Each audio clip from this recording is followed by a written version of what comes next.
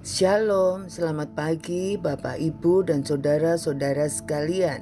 Mari kita berdoa untuk menyiapkan diri mendengarkan renungan singkat firman Tuhan pagi hari ini. Selamat pagi Bapak di surga, selamat pagi Tuhan Yesus.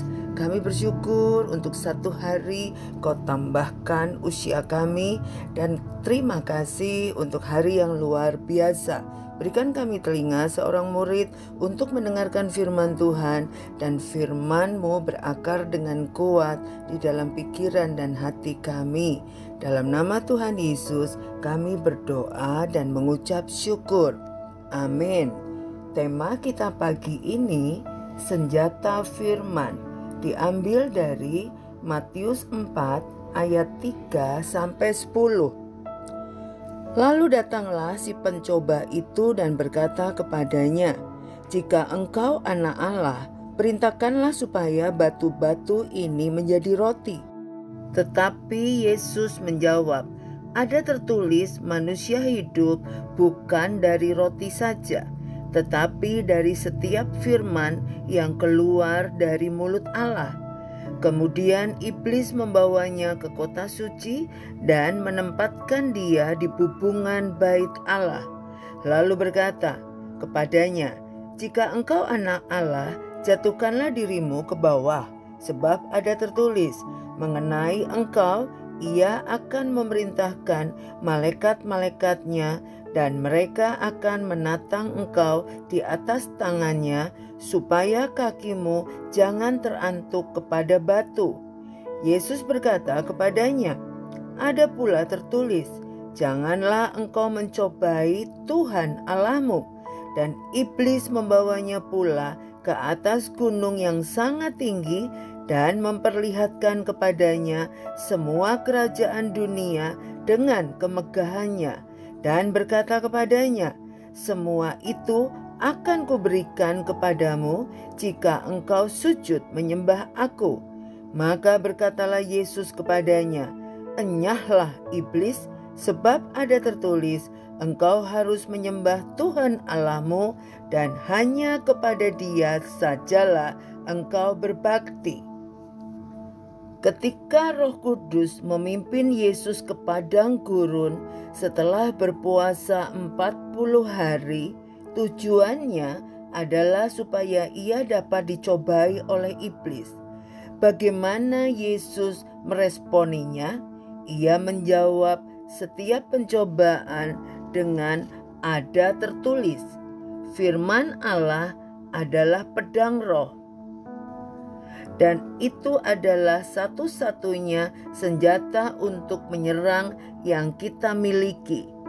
Yesus menunjukkan kepada kita cara menggunakannya. Karena Yesus adalah firman Allah, apapun yang akan Ia katakan pastilah firman.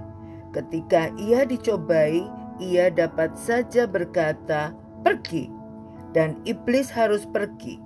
Meskipun demikian, Ia selalu mengutip firman Allah, firman yang sama seperti yang Anda dan saya miliki hari ini. Ini memberikan kita kepastian besar bahwa firman Allah yang tertulis sudah cukup bagi kita.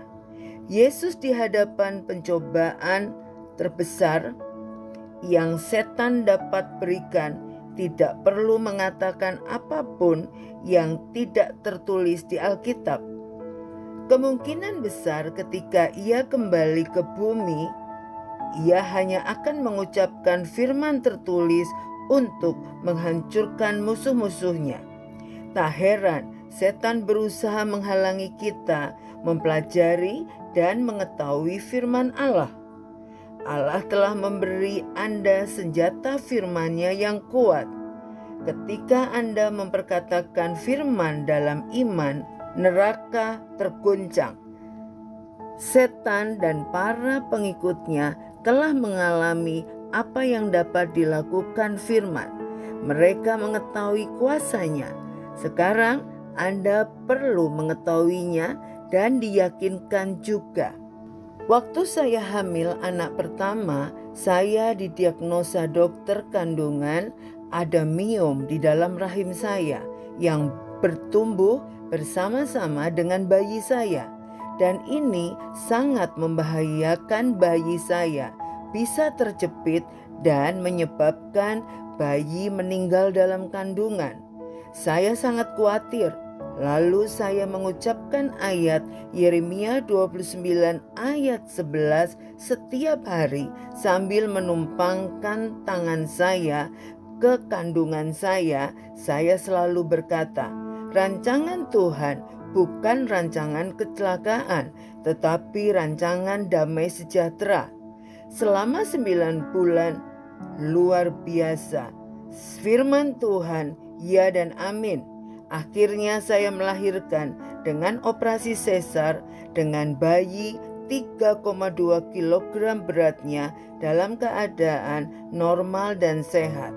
Serta miom saya diangkat sebesar 9 on.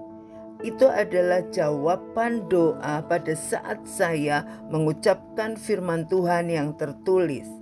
Gunakanlah senjata firman untuk mengalahkan iblis. Mari kita berdoa. Terima kasih Tuhan Yesus untuk kebenaran firman-Mu.